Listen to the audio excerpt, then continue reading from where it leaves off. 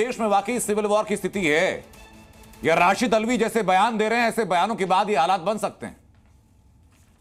देखिए अनंत त्यागी जी, राशिद अल्वी के बयान से अभी तक कांग्रेस ने पुष्टि नहीं की। अगर उन्होंने ऐसा बयान दिया है तो उनको आभास हुआ अगर देश में मैंने अपनी इस रिपोर्ट की शुरुआत में वो बयान सुनवाया सर, उसमें पुष्टि की जरूरत नहीं है। नहीं, कांग्रेस उसको एंडोर्स तो करेगी ना, कांग्रेस पार्टी एंडोर्स करेगी। दूसरी बात, गिरिराज प्रसाद सिंह रोज क्या क्या बयान देते हैं।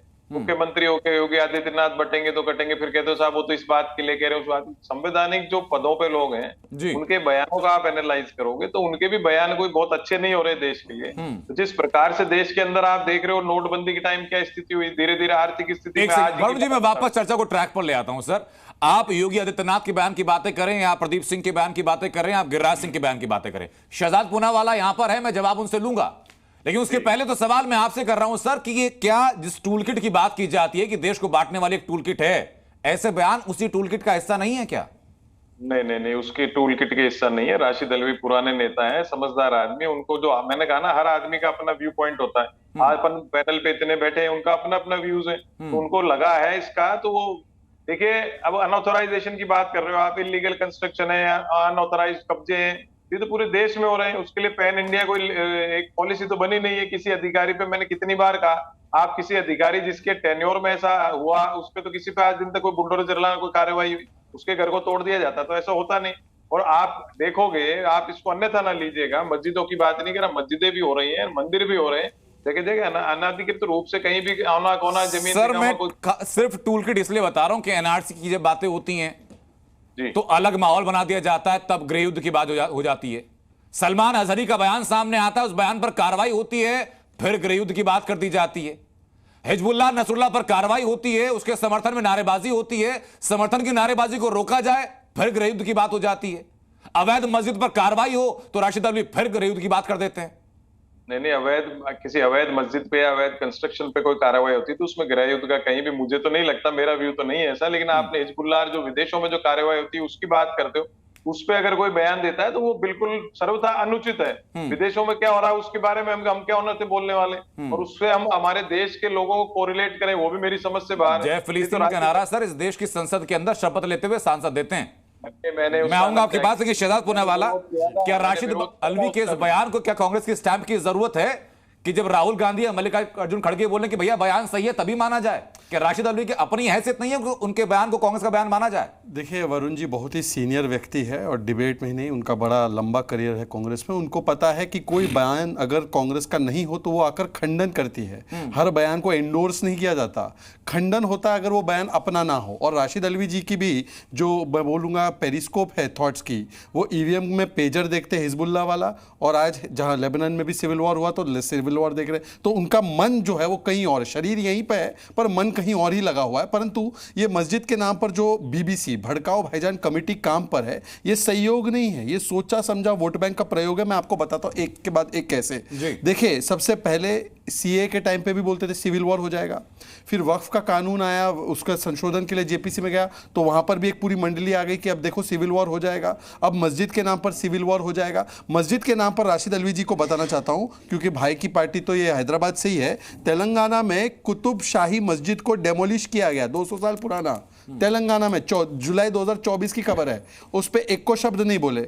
हिमाचल में सुक्खू सरकार ने माना, अनिरुद्ध सिंह ने माना कि मस्जिद इलीगल थी, हटानी चाहिए, फिर वहां के मुसलमानों ने मान लिया कि हम इसको हटा देंगे, तब भी राशिद अल्वी नहीं फटे पेजर की तरह, अभी फट रहे हैं कि सिविल वॉर हो जाएगा। आखिरी बात सिर्फ मैं इतना कहना चाहता हूं कि देखिए ये मानसिकता का भी एक विषय है कि मैं कुछ भी देखकर जो ना मैं सिविल वॉर में उतर जाऊंगा। मान लो डीजे का म्यूजिक बजा तो मैं सिविल वॉर करने चला जाऊंगा, कहीं पर व्हाट्सएप स्टेटस देख लिया तो सिविल वॉर करने चला जाऊंगा, कहीं पे यात्रा देख ली मैंने हिंदुओं की तो सिविल वॉर करने चला जाऊंगा, कोई आंदोलन करेगा उत्तरकाशी में तो सिविल वॉर करूंगा। ये सिविल वॉर वाली जो मानसिकता है, दरअसल ये समस्या है। समस्या ये है कि भड़क कौन जाता है इतना जल्दी जल्दी। तो ये भड़कने वाले, क्योंकि उनके पास एक संरक्षण कवच है। अब देखना ये भी संरक्षण कवच देंगे, फिर वरुण जी भी देंगे, और दोनों में कंपटीशन होगी। वो ये बोलेंगे मैं बड़ा वाला दूंगा, नहीं वो बोलेंगे मैं बड़ा, नहीं मैं बड़ा हूं, नहीं मैं बड़ा हूं। जवाब दूंगा इस बारे में जी, लेकिन उसके पहले विनोद बंसल जी हमारे साथ जुड़ गए। विनोद बंसल जी मुझे बताइए कि ये सिविल वॉर कराने वाली टूल किट कैसे एक्टिव हो रही है? अगर अवैध अतिक्रमण पर कब्जा, अवैध अतिक्रमण होता है, उसके ऊपर कार्रवाई होती है, तो इसमें हिंदू मुसलमान क्यों बांटा जा रहा है? देखिए, दो तीन बातें बड़ी महत्व की हैं एक्चुअली। जो वास्तव में ये कट्टरपंथी मुसलमान है, ये अपने आप को साबित करना चाहते हैं कि मुसलमान है। यानी कौन से मुसलमान है? जो पत्थरबाज है। कौन से मुसलमान है? जो जिहादी हैं। कौन से मुसलमान है? जो अतिवादी हैं, आतंकवादियों को कवर फायर देने का काम करते हैं। आप देखिए कि आपको पैनल में बैठे हुए एक गंभीर प्रवक्ता वो ये कह रहे हैं कि पहले तरफ तो ये कह रहे हैं कि उनकी बयान को हम एंडोर्स नहीं करते, दूसरी तरफ कहते हैं कि भाई वो कांग्रेस के बड़े नेता हैं, पुराने नेता हैं जी, और वो उनके अपने विचार हो सकते हैं। अरे भाई, सिविल वार करने वाला अपने विचार थोड़ी रखेगा भाई, वो तो देश विरोधी विचार है, ये देश का दुश्मन है। जो भी मेरे भारत पर सिविल वार थोपेगा ना, मैं चैलेंज करके कह रहा हूँ।